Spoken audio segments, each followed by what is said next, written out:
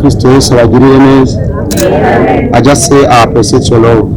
Gusa numva ko atakiri novuga. J'apprécie votre amour. Twongane kuri aeroport si muri ville. Bisaba modoka kwiorganiza kugira ivyo uheba. Merci pour votre amour. Que Dieu vous bénisse. Thank you. Imana ibagirire neza.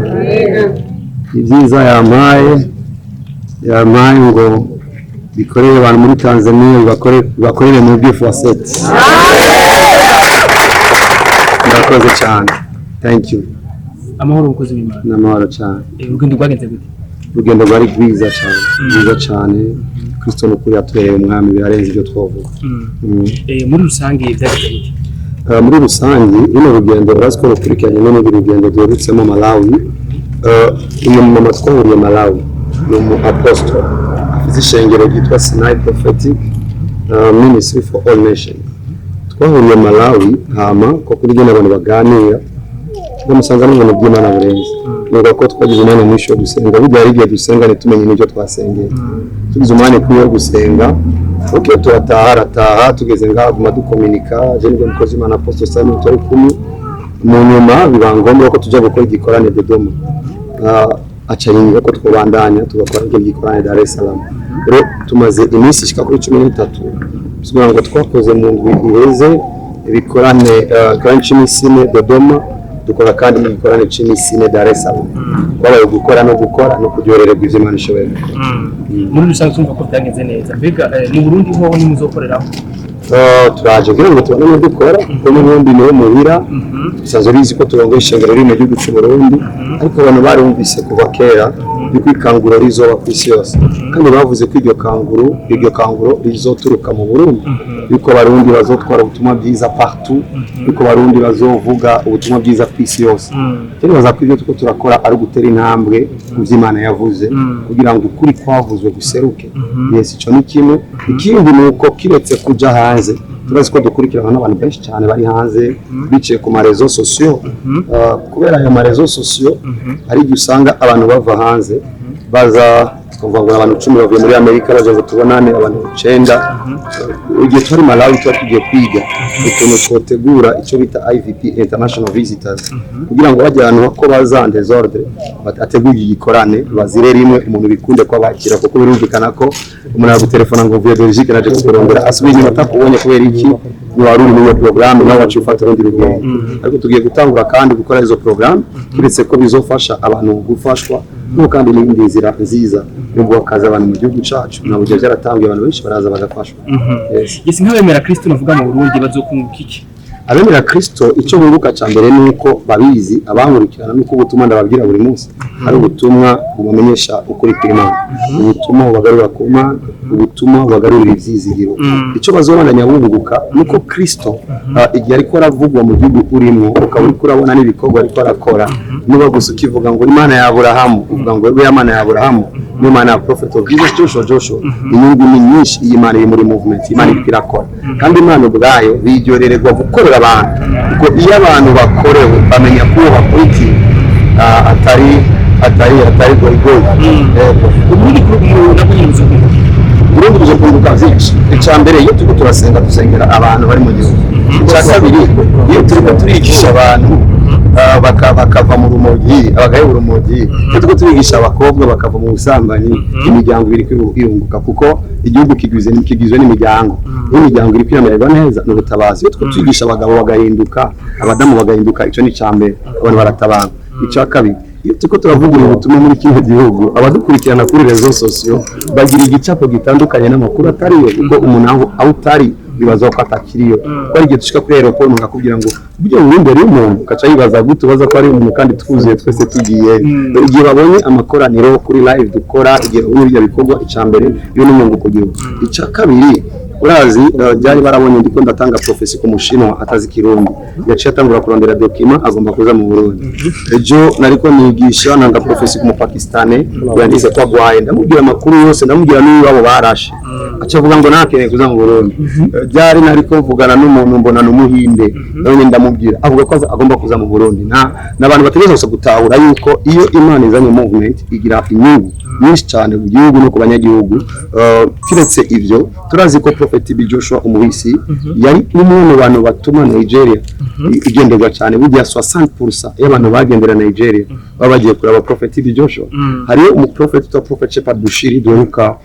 iwe Malawi South Africa no yakorera bamugariye Malawi ministere ya tourisme ivuga ngo tourisme yongerekanye 40% just a man kubera iki umuntu arahaguruka bari barakeneye Imana burya namuri matanyotera Imana kandi awibonye urayirondera nabo bya abavyeyi bacu n'abasogokuru bacu bari bakeneye gutabaza bwo misi y'intemu ku buryo babanye n'umufumo akomeye baramurondera arakamere babonye Imana ibikwira akoresha umuntu bikomeye baramurondera rero ico ni ikintu gituma abantu benshi baza kandi ndazi ko igezwa two turategura IVP abantu benshi bazotangazwa n'ibizoba kuko ubu abantu bavuga ko bagomba kuza ni benshi cyane ni nyungu ariko igikuru rero si ico igikuru nuko abantu bagaruka ku Mana kuko iyo abantu bamenye Imana yabo iyo abantu bamaze kuba Imana yabo bikurikirana uko ari amahoro kuko amahoro yambere yera mu mutima iyo paranganye mu mutima ibikurikira bari vumbi tumenyereye baza nga mu Burundi kugira ibikorane ariko uno munsi turaronse umurundi aduserukira nuvuga mu bihugu nuvuga bibindi bibanye biga bisunze kugira ngo baguhamagare bisunze kubona Imana kuko igihe tubatumiye bari hanze tuba tubonye ivy'Imana bakoresha bose amabanga biraboneka Imana iraruresha kubw'ubuntu bwayo inahe ziri clair abantu baravuga bakazana ibipapuro bakize kanseri abantu baravuga bakazana bakavuga ko bamuhotse dukora ibikorwa bya deliverance biboneka biri clair bari bakeneye ico kugira ngo bafashwe nabo nyine kuri ubwo buntu kuko Imana itanga ubuntu kugira ngo bukorere abantu bose ico ni kimwe cya kabiri nuko abumviriza inyigisho zanje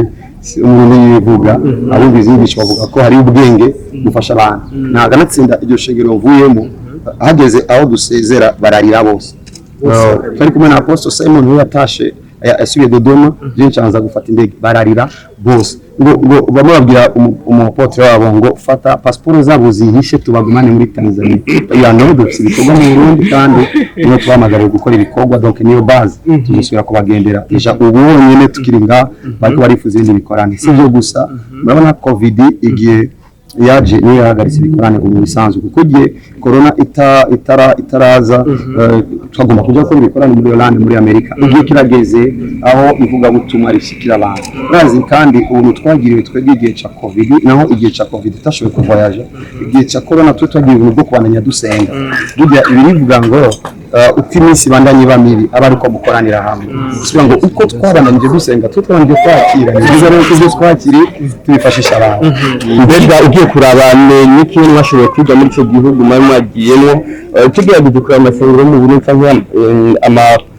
nk'ibiteramo bibera muri iki gihugu cyacu nibera muri ibyo bindi bihugu n'icyo kintu mwizi hamwe burya iyo ujabutse uba wize nibuka ko nabyihanye igihe kimwe ugize gusa ibirometero birebire umutwe wawe uba umaze kujabuka ahantu umutwe umaze kumvira byinshi kimwe mu byo twungutse tugirirwa buri munsi kubona amaorganisation y'abantu tugirirwa buri munsi kubona ukuntu abantu bategura neza ivyabo n'ubwato bategura neza ariko iyo usohotse urunguka ariko kandi kiretse ivyo urazi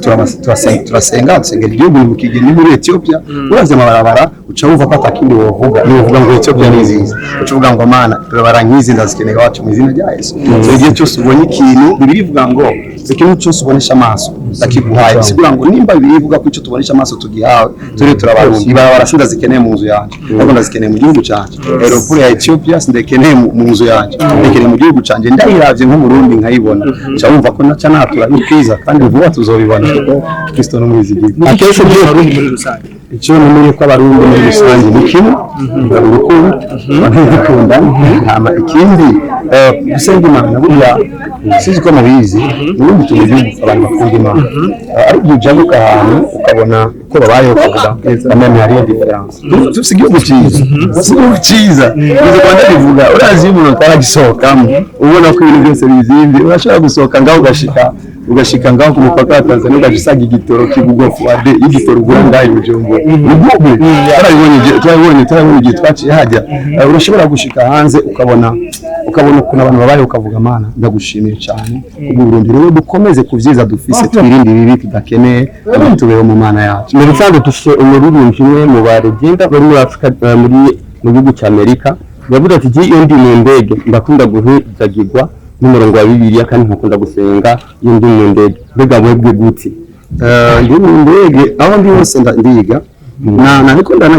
ndiko ndaza ndavuga mu myamagaro yose umwamagaro wo kuba umuvugishwa umwamagaro usaba sensibility iteye ubwoba kuko bigusaba gutega ugutwi Imana ubuzima bwanjye abantu basanzwe babizi ko nkunda gusenga no gusoma ijambo ry'Imana ndi mu ndege rero nakindi ndiko ndakora gusoma Bible ica kabiri ndiko ndasenga nakavuze reka ndakababwire kubera ko arakajokeza ko kavuga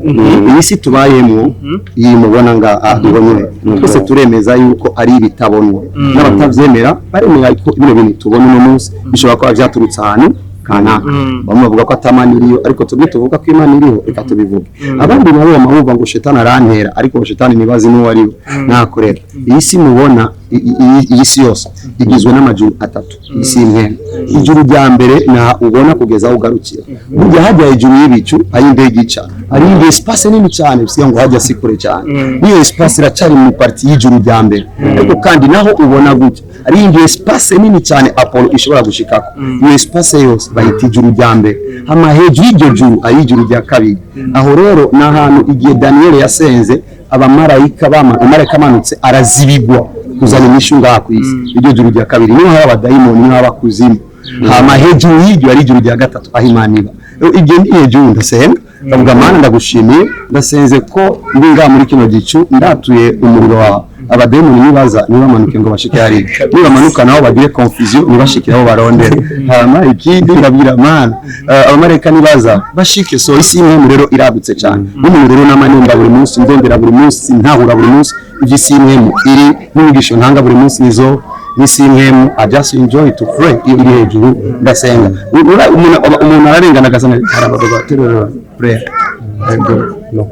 tushimire cyane navuga mukozi w'Imana murakoze cyane yes kumbe akajambo gatubwiye abarundi I love you Imana ibahezagire cyane amen.